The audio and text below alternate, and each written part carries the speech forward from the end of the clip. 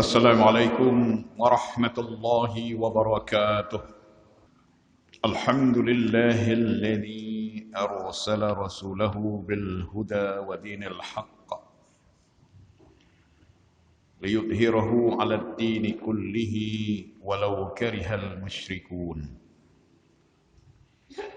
أشهد أن لا إله إلا الله وحده لا شريك له، وأشهد أن محمدا عبده ورسوله لا نبي بعده وخاتم النبيين. والصلاة والسلام على أشرف الأنبياء والمرسلين وعلى آله وأصحابه أجمعين. اللهم صل على محمد وعلى آله ومن تبعهم بإحسان إلى يوم الدين. أما بعد، فيا أيها المؤمنون اتقوا الله، إن الله تعالى أمرنا بالتقوى وطاعة رسوله، وأطيعوا الله وأطيعوا الرسول، فإن توليتم فإنما على رسولنا البلاغ المبين. يا أيها الذين آمنوا اتقوا الله وكونوا مع الصادقين. Hadirin sidang jamaah Jumat yang dirahmati Allah. Syukur alhamdulillah, sampai saat ini kita sudah berada di bulan Rabiul Awal, dan sekarang sudah berada di pertengahan Rabiul Awal. Seringkali Rabiul Awal ini mengingatkan kita, mengenang kembali tentang kelahiran panutan kita, teladan kita, yaitu Nabi Muhammad SAW sebagai Rasulullah yang diutus ke dunia ini untuk memperbaiki akhlak manusia, meluruskan akidah, menuntun tata cara beribadah, dan mengatur sistem dalam bermuamalah, sehingga manusia hidup menjadi benar, menjadi indah, dan kita dipersatukan dalam persaudaraan seiman seagama, dalam perdamaian, dalam sistem rahmatan lil alamin. Hidup penuh kasih sayang, penuh tolong menolong, dan saling menghormati antara satu dengan yang lain. Hidup dihiasi dengan kejujuran, amanah, dan tanggung jawab. Nah, itu nilai-nilai luhur yang diajarkan oleh Rasulullah SAW untuk kita sebagai umatnya. Oleh sebab itu, dalam kesempatan khutbah yang singkat ini, marilah kita renungi sambil bertafakkur dan bertadabbur sejenak tentang pesan-pesan Allah dan profil Rasulnya yang disebutkan dalam Al-Quran. Tentu tidak bisa kita uraikan semuanya. Pada khutbah kali ini, kita melihat bahwa bagaimana Allah Subhanahu wa Ta'ala menyebut nama Rasulnya itu dalam Al-Quran, sehingga tidak ada klaim, tidak ada nanti yang mengatakan Nabi Muhammad tidak disebutkan dalam Al-Quran, kok nabi-nabi lain ada. Sekarang macam-macam, karena orang sudah pusing sekarang, bingung karena tidak membaca Quran, atau membaca Quran tapi tidak paham apa yang dibacanya. Sama seperti yang sangat viral sekarang, ada tokoh agama yang mengatakan bahwa Allah itu ada, tapi tidak disebutkan dalam Al-Quran. Bagaimana tidak disebutkan? Hampir di setiap ayat Allah menegaskan bahwa Allah itu ada, Kita baca ayat kursi setiap saat. Allahu la ilaha illahu wal hayyul qayyum. Itu apa maknanya? Itu keberadaan Allah, wujud Allah. Ya. Annani la ilaha illallahu la ilaha illa anna fa'budni. Itu apa? Dalam surah Thaha ayat 14. Bahwa tidak ada yang wajib kamu sembah selain aku. Fa'budni. Maka sembahlah aku, beribadah kepadaku. Itu apa? Itulah wujud Allah. Wa aqimis sholata li dzikri. Salah satu wujud kita menghambakan diri kepadanya adalah dengan menegakkan salat. Maka salat sebagai pertanda bahwa kita beriman kepada Allah, beriman kepada Rasul-Nya, dan kita bersujud kepada Allah dengan melaksanakan salat itu. Maka salat sangat penting. Sebab itu sidang jamaah berbahagia hari ini fokusnya bahwa Allah menyebut 5 nama. 5 kali nama Nabi Muhammad disebut dalam Al-Quran. 1 kali disebut dengan nama Ahmad. 4 kali disebut dengan nama Muhammad. Itu nama asli ya yang diberikan oleh Allah melalui malaikat Jibril. Ya, dibisikkan kepada kakek Nabi Muhammad pada masa lalu, Abdul Muthalib. Sehingga Abdul Muthalib sangat senang dengan nama itu. Dan belum ada di Mekah nama Muhammad itu belum ada. Yang banyak itu Abdul Uzza, Abdul Lata, Abdul Manata. Ya, hamba patung Uzza, hamba patung Lata, hamba patung Manata, hamba-hamba patung semua. Ada juga namanya Abdul Ka'bah. Dan lain-lain ya. Macam-macam. Begitu ada nama Muhammad yang dikirim oleh Allah. Nah ini nama yang sangat asing masa itu. Dan artinya itu bagus sekali. Artinya namanya terpuji, mulia, terhormat. Muhammad itu. Ya. Sebelumnya Allah menyebutkan, sebelum Rasulullah lahir sudah disebutkan dengan nama Ahmad yang artinya sama dengan Muhammad. Ya. Isim fa'il, tafdhil. Ya. Ahmad itu artinya yang sangat terpuji, yang sangat mulia, yang sangat terhormat. Ya. Nah, ini adalah nama yang diberikan oleh Allah langsung. Di mana disebut itu tidak diberitahukan sebelumnya. Begitu Rasulullah diturunkan wahyu, Allah beritahu pada Nabi Muhammad bahwa namamu sudah pernah Allah sebut sebelum kamu lahir. Di mana disebutnya? Di dalam kitab Taurat dan di dalam kitab Injil sudah ditulis. Cuman orang-orang Yahudi, orang-orang Nasrani itu menyembunyikannya. Kenapa? Karena kita tidak mau beriman kepada Nabi Muhammad. Seandainya mereka itu tidak menyembunyikan, maka begitu Nabi Muhammad diutus sebagai Rasul, maka pastilah semua mereka pindah agama kepada agama Islam, semuanya. Karena agama-agama yang pernah diturunkan sebelumnya tidak laku lagi. Itu sebenarnya. Konsekuensinya harus begitu. Karena Allah sudah beritahukan di dalam Taurat, di dalam Injil. Dasarnya apa? Surat As-Saff ayat 6.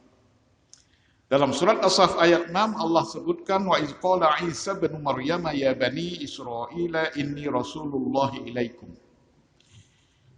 Ya, dan ingatlah ketika Nabi Isa memberitahukan kepada Bani Israel, kaum yang dipimpin oleh Nabi Isa. Apa yang disampaikan? Inni rasulullah ilaikum. Inni rasulullah ilaikum. Sesungguhnya aku ini adalah utusan Allah, Rasulullah yang diutus kepadamu, pada Bani Israel. Ini Isa yang mengatakan. Untuk apa? Musaddiqan lima baina yadayya minat Taurati. Untuk membenarkan kitab yang ada bersamaku sekarang ini. Kitab apa? Yang pertama kitab Taurat. Ada bersama Nabi Isa dan Nabi Isa tahu itu. Yang diturunkan kepada Nabi sebelumnya itu Nabi Musa. Ya. Kemudian kitab Injil yang diturunkan langsung kepada Nabi Isa. Jadi Nabi Isa ini dia memahami yang bernama kitab Injil dan kitab Taurat, yang kitab sebelumnya. Apa di situ disebutkan?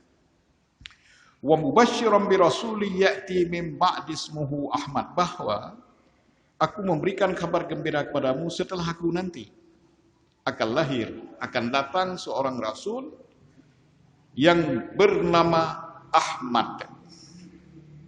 Nah, disinilah kata-kata Ahmad ini dalam Taurat dan dalam Injil itu dihapus supaya tidak ada. Al-Quran tetap mencatat bahwa itu ada.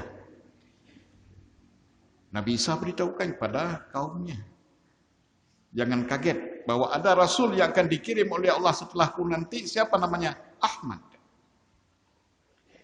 Ya, dan Rasulullah pernah mengatakan dalam hadisnya yang diriwayatkan oleh Bukhari dan Muslim, saya memiliki beberapa nama, kata Rasulullah. Nama saya Muhammad, nama saya Ahmad, nama saya Al-Mahi, nama saya Al-Hashir, nama saya Al-Aqib. Ada 5 nama. Ya, makanya salah satunya disebut dengan namanya Ahmad. Falamma ja'ahum bil bayyinati qalu hadza sihrun mubin. Maka Allah katakan, begitu Rasulullah diutus kepada mereka, mereka mengatakan, wah ini sihir yang nyata, tukang sihir. Rasulullah dibilang tukang sihir. Inilah dulu.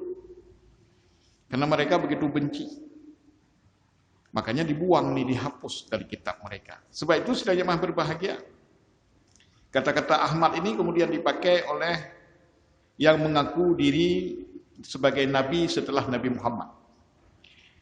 Di abad modern. Tahun 1926 lahir di India. Ya, lahir yang mengaku dirinya nabi yang ke-26 setelah Nabi Muhammad. Namanya Mirza Ghulam Ahmad.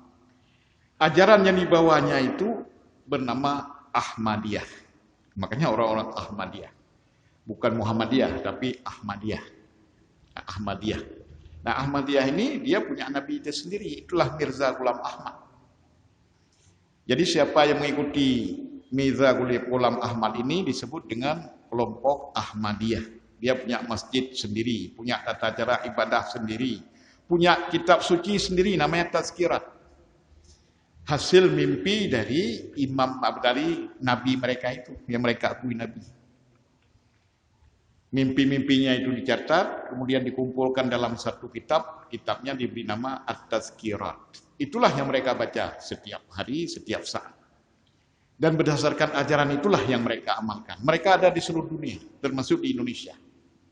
Termasuk di Aceh ada. Di Jakarta, di Pulau Jawa itu banyak. Dan pernah beberapa kali dilarang. Ya, oleh pemerintah, tapi tetap mereka jalan terus. Nah, ini contohnya. Kemudian yang kedua lahir lagi di tahun 2000 di Indonesia. Ya, yang bernama Abdus Salam. Nama panggilannya Ahmad Musaddiq. Kata-kata Ahmad diambil dari ayat ini untuk mengelabui pengikutnya. Dia membawa ajaran yang diberi nama Qiyadah Islamiyah. Qiyadah Islamiyah. Dia katanya menerima wahyu. Di mana diterima wahyu? Di Bukit Bunder, Bukit Ijo, di Gunung Ijo di Bogor. Setelah bertapa selama 40 hari 40 malam, katanya dia mengikuti jejak Nabi Musa dulu. Dulu Nabi Musa berada di Bukit Tur, Allah menurunkan wahyu kepadanya selama 40 hari. Dia pun begitu. Kemudian hasil dari semadinya itu dibukukanlah satu kitab yang diberi nama dengan Ruhul Kudus. Pengikut-pengikutnya mengamalkan ajaran itu. Syahadatnya diganti. Kalau kita asyhadu an la ilaha illallah wa asyhadu anna Muhammadar Rasulullah. Mereka tidak begitu. Asyhadu an la ilaha illallah wa asyhadu anna Ahmad Musaddiq Rasulullah. Kalau orang Ahmadiyah, asyhadu an la ilaha illallah asyhadu anna Mirza Ghulam Ahmad Rasulullah. Seperti itu. Pengikutnya banyak. Ya. Ajaran yang dibawa itu salah satunya, maka pengikutnya banyak. Ajaran penebusan dosa. Siapa yang sudah berdosa bertahun-tahun, tidak perlu ibadah, nggak perlu tobat, macam-macam. Datang aja kepada Ahmad Musaddiq, bisa diampun, dihapuskan. Bayar. Ada tarifnya, berapa tahun dia berbuat dosa. Makanya uangnya banyak. Ya, sudah pernah ditangkap dan masuk penjara. Tetapi tetap saja ya, ajarannya itu tetap saja berkembang. Ini contohnya. Dia menggunakan ayat ini sebagai alat mengelabui pengikutnya. Hadirin sidang yang berbahagia, nama yang disebut berikutnya oleh Allah kepada Nabi, kepada Rasul adalah Muhammad. Jadi 4 kali disebut dengan Muhammad dalam surah Al-Fathu 20 ayat 29. Sekaligus digambarkan bagaimana sifat Rasulullah itu. Muhammadur Rasulullah walladzina ma'ahu asyidda'u 'alal kuffari ruhama'u bainahum tarahum ruk'an sujjada yabtaguna fadlan minallahi wa ridwana simahum fi wujuhihim min atharis sujud. Ya, masih panjang ayat ini sampai seterusnya ayat ya, sampai digambarkan nanti bagaimana dzalika masaluhum fit Taurati wal Injil dan seterusnya ya. Disebut ini singkat saja bahwa disebut di sini nama juga Muhammad sebagai Rasulullah. Muhammad itu adalah Rasulullah. Ya. Ya. Dan orang-orang yang mengikutinya, yang bersamanya, yang setia. Sehidup semati dengan Rasulullah. Mereka sangat tegas terhadap orang-orang kafir. Tegas apa? Sikapnya, tindakannya, gaya hidupnya. Enggak boleh sama dengan orang kafir. Beda. Cara berpakaiannya beda. Cara bersikap beda. Cara berperilaku beda. Cara makan dan minum beda. Cara berbicara beda. Itu asyidda walal kufar. Ruhama ubainahum. Rasulullah SAW menjalin hubungan kasih sayang dengan sesama sahabat-sahabatnya. Maka dalam kehidupan Rasulullah SAW, Rasulullah tidak pernah memusuhi seorang pun. Ya, andai pun ada, pernah Rasulullah menjelang wafatnya, Rasulullah mengumumkan di depan sahabatnya. Ya, wahai sahabat-sahabatku semuanya, yang hadir dan yang tidak hadir. Siapa yang pernah aku sakiti? Sekarang ambil bela. Sekarang balas. Siap saya dibalas. Itu Rasulullah. Tidak ada yang tunjuk satu. Sepi, senyap. Karena memang tidak ada. Ada satu yang berani. Setelah Rasulullah berdiam, ada satu yang berani dengan. Ya Rasulullah, saya ada yang kau sakiti. Ya silakan. Apa? Engkau pernah ketika mencambuk kudamu, ketika berangkat ke suatu tempat, aku ada di dekatnya. Lalu kena ujung cambuk kudamu itu. Dan engkau tidak tahu waktu itu. Rasulullah baru kaget. Betul apa yang kamu katakan itu. Betul. Dalam kondisi apa kamu kena? Dalam kondisi saya tidak berpakaian. Badannya tidak berpakaian. Kalau begitu, engkau ambil balas sekarang. Kalau kamu dulu tidak berpakaian, aku buka pakaianku. Kamu ambil balas. Orang tegang semua. Ada orang seberani itu. Tapi Rasulullah biasa. Tuntut balas. Begitulah. Begitulah sifat Rasulullah. Langsung dia pergi ke depan. Di depan orang pada menyaksikan semua tegang suasana. Sampai di sana Rasulullah suruh ambil cambuk yang pernah Rasulullah gunakan itu. Ini ambil cambuk aku. Begitu. Tapi apa yang terjadi? Sahabat itu tidak mencambuk Rasulullah. Tapi memeluk Rasulullah dan mencium tubuh Rasulullah. Itulah sidang jamaah berbahagia. Siapa sahabat yang terkenal itu bernama Uqasyah. Makanya Uqasyah itu sering disebut-sebut karena Rasulullah pernah menyatakan bahwa siapa yang mencium tubuh Rasulullah dia akan bersamanya di surga nanti. Akan mencium bau surga nanti. Hebat. Uqasyah termasuk sahabat yang beruntung. Ini, makanya Uqasyah sering digambarkan sebagai sosok manusia yang soleh, yang wara, yang sangat mencintai Rasulullah. Itu sedang yang berbahagia. Sebab itulah digambarkan ruhama ubainah. Yabtaguna fadlan minallahi wa ridwana. Mereka juga bekerja, cari karunia Allah, cari rezeki. Siang hari mereka bekerja, di malam hari mereka rukuk dan sujud kepada Allah. Luar biasa. Hebat. Ini sahabat Rasul. Dalam kehidupan mereka selalu cari keridhaan Allah. Maka tidak cari masalah, tapi mencari ridha Allah. Segala sesuatu yang dilakukan itu adalah berdasarkan tuntunan. Sesuatu yang mendatangkan dosa mereka hindari. Ya, simahum fi wujuhihim min asarus sujud. Kamu lihat di wajah-wajah mereka itu, ya, tampak bekas-bekas sujud. Nah, apa yang maksudkan bekas sujud? Kalau dipahami secara bahasa, oke saja. Bekas sujud kita ada tanda hitam di jidat kita. Tapi apa cukup ini saja? Tidak, bukan itu. Tapi bekas-bekas sujud dalam perilaku mereka. Artinya apa? Orang yang sholat tidak lagi berbohong. Orang yang sholat tidak lagi berbuat dosa.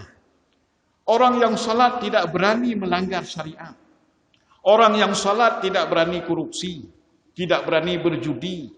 Melakukan pelanggaran itu namanya simahum fi wujuhihim min asaris sujud. Lihat, kamu lihat penampilannya, wajahnya itu tampak bekas-bekas sujud. Itulah nilai sujud. Ini untuk apa? Sujud jungkir balik. Kerjanya membohongi orang, kerjanya korupsi, kerjanya menipu, kerjanya melakukan kezaliman. Untuk apa? Tidak ada bekas. Walaupun jidatnya mungkin hitam. Tapi itu bukan ukuran. Inilah sidang yang maha berbahagia yang ketiga. Allah menyebutkan nama nabinya, nama rasulnya dalam surah Muhammad untuk mengingatkan kita terhadap Nabi Muhammad. Baca surah Muhammad, surah ke-47. Baca. Mungkin jarang kita baca. Apalagi di bulan-bulan ini sering baca. Renungi ayat itu, apa isinya? Apa kandungannya? Ya, ulang dari sini kita amalkan. Baca surat Muhammad. Allah sengaja memberi nama surat itu Muhammad oleh karena disebut nama Nabi Muhammad di situ di ayat kedua. Surah Muhammad. Walladzina amanu wa amilus salihati wa amanu bima nazzala ala Muhammadin wa huwal haqq min rabbihim kaffara anhum sayyi'atihim wa aslaha balahum. Allah katakan orang-orang yang beriman dan beramal soleh serta beriman kepada kitab yang diturunkan kepada Muhammad itu, ya, wahwal haq, itu adalah benar. Bahwa Rasulullah menerima kitab, menerima Al-Quran dari Allah, bukan dibuat-buat sendiri, bukan dari syaitan. Wahwal haq, kata Allah, mir rabbihim, bahwa itu Allah, kebenaran yang datang dari Allah. Maka siapa yang mau beriman begitu, beriman kepada Allah, beriman kepada Rasul, melakukan amal soleh, kaffara anhum sayyi'atihim, maka Allah menghapus segala kesalahan-kesalahannya. Wa aslaha balahum, dan akan memperbaiki kondisi hidupnya. Kondisi hidup diperbaiki oleh Allah. Yang dulunya hati keras, sekarang jadi lembut. Yang dulunya susah sekali untuk beribadah, sekarang mudah. Yang dulunya hidup di dalam kegelapan, sekarang cahaya yang terang, cahaya Islam. Yang dulunya malas baca Quran, malas ya, sekarang jadi rajin tiap hari dengan Al-Quran.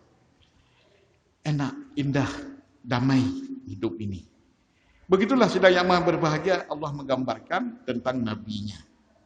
Ya. Selanjutnya sidang yang maha berbahagia yang keempat. Allah menjelaskan nama Rasulnya itu dengan Muhammad dalam surah Al-Ahzab ayat 41. Maka Muhammadun aba ahadim min rijalikum walakin Rasulullahi wa khataman nabiyyin wa kana Allahu bikulli syai'in alima. Muhammad itu bukan ayah dari salah seorang kamu, bukan. Ya. Tetapi dia adalah Rasulullah. Wa khataman nabiyyin, dan dia adalah penutup segala nabi. Nabi akhir zaman. Ini disebut khataman nabiyyin. Maka kalau ada yang mempopulerkan diri sebagai nabi, mengumumkan diri sebagai nabi, itu kan bohong belaka. Kenapa? Karena Allah sudah mengunci itu. Wa khataman nabiyyin, itu nabi penutup, khatam. Bahasa kita ini sudah khatam, tidak ada lagi. La nabiyya ba'dah. Tidak ada lagi nabi setelah Rasulullah. Tidak ada. Wa kana Allahu bikulli syai'in alimah. Allah itu maha tahu segala sesuatu, termasuk orang-orang yang mengklaim dirinya nabi. Termasuk begitu beberapa hari wafat Rasulullah, langsung Musailamah Al-Kadzab, Sajjah Tamimiyah dan teman-temannya itu langsung mengumumkan dirinya sebagai nabi, pengganti Nabi Muhammad. Ya, itulah yang disebut dengan nabi-nabi palsu. Sejak dari dulu sudah ada. Nabi-nabi palsu itu sudah sampai sekarang. Sidang yang maha berbahagia, maka kita perlu kaji ulang. Kita berhati-hati sekali terhadap orang-orang yang mengatakan dirinya sebagai nabi. Ya. Nah, sekarang datang lagi ada Satrio Piningit mengatakan dirinya sebagai nabi juga. Macam-macam.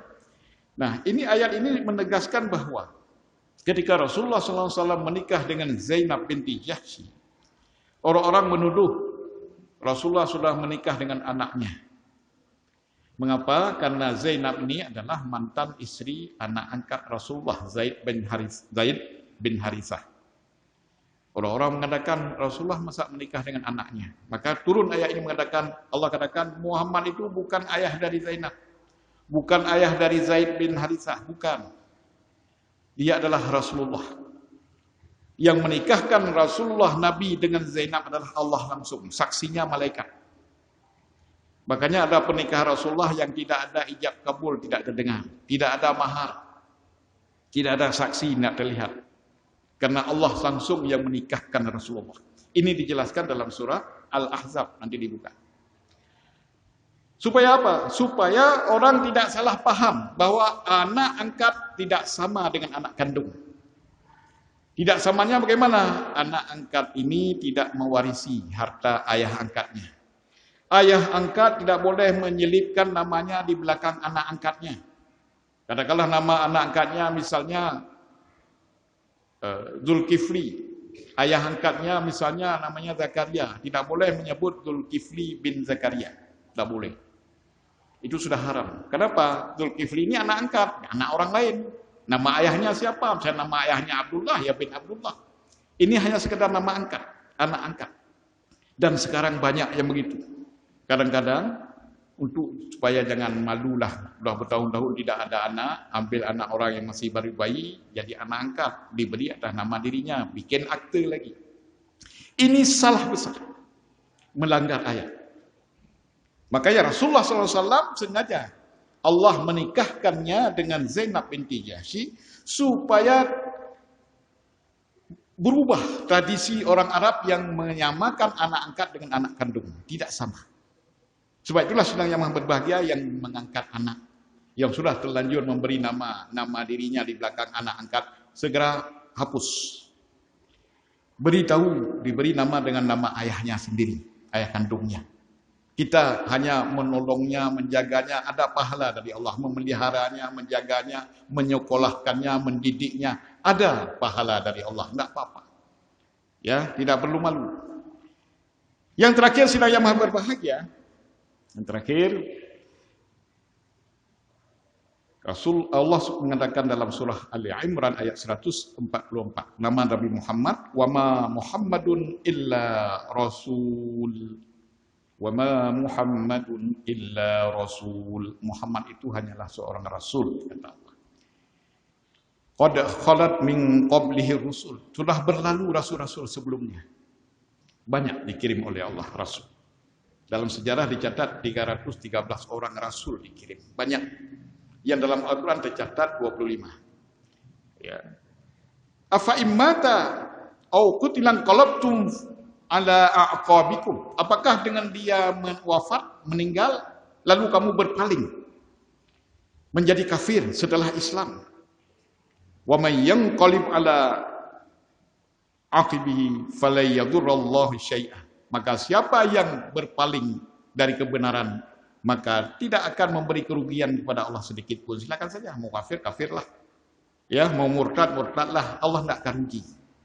Wa sayajzillahu syakirin. Allah memberikan pahala yang besar kepada orang-orang yang bersyukur. Bersyukur apa? Bersyukur karena Allah sudah mengutus Rasulnya. Sudah menyelamatkan umat manusia termasuk kita. Kalau tidak, kita jadi sesat semua. Tidak tahu mana yang mau diikuti. Kemudian di antara sesama saling membunuh, yang kuat menjadi pemenang. Nggak ada persaudaraan, tidak ada saling menyayangi, saling menghormati, tidak ada. Maka diutus Rasulullah, kita bersyukur. Maka Allah akan memberikan pahala dengan bersyukur karena Allah sudah mengutus Rasulnya. Ayat ini sidang jamaah berbahagia. Ya, sangat berkesan ketika Rasulullah wafat. Ketika Rasulullah wafat di Madinah, ya, di rumahnya di Madinah, di pangkuan istrinya Aisyah, ya, ditemani oleh menantunya Ali bin Abi Thalib dan beberapa sahabat dekat Rasulullah termasuk Abu Bakar. Umar bin Khattab tidak ada di dalam kota, dia berada di luar kota. Dia tidak tahu Nabi sudah wafat.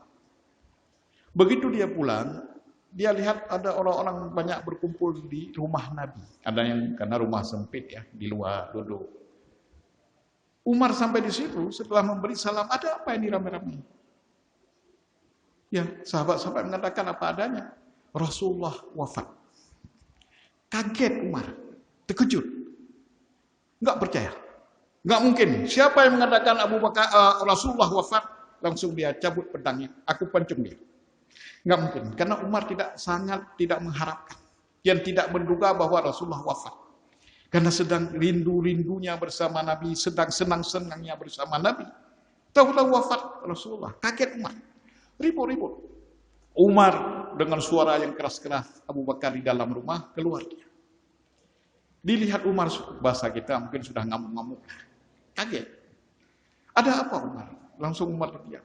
Siapa bilang Rasulullah wafat? Langsung Abu Bakar tidak jawab dengan bahasa sendiri, tapi dibaca ayat ini. Ya. Apa dibaca? Wa ma Muhammadun illa rasul. Muhammad itu hanya seorang rasul. Qad khalat min qablihi rusul, telah berlalu sebelum Nabi Muhammad rasul-rasul yang lain.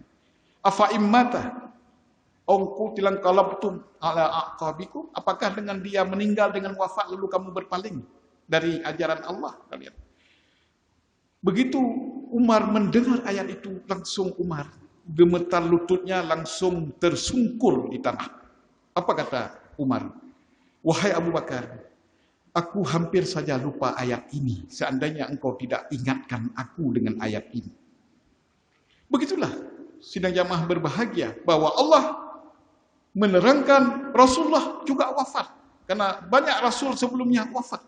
Seandainya kalau ada ditanya orang, siapa yang lebih layak hidup di dunia ini? Pasti Rasul, anak-anak Rasul. Pasti. Yang lebih layak hidup lama. Mengapa? Karena mereka orang-orang soleh, orang-orang baik. Orang-orang yang taat. Bukan perusak, bukan pengacau. Seandainya ada yang diberikan umur panjang dan hidup yang lebih lama, pasti para Rasul yang lebih layak. Tapi tidak begitu. Sunnatullah tetap berjalan, semua yang hidup pasti mati, termasuk Rasul. Barulah Umar tersadar.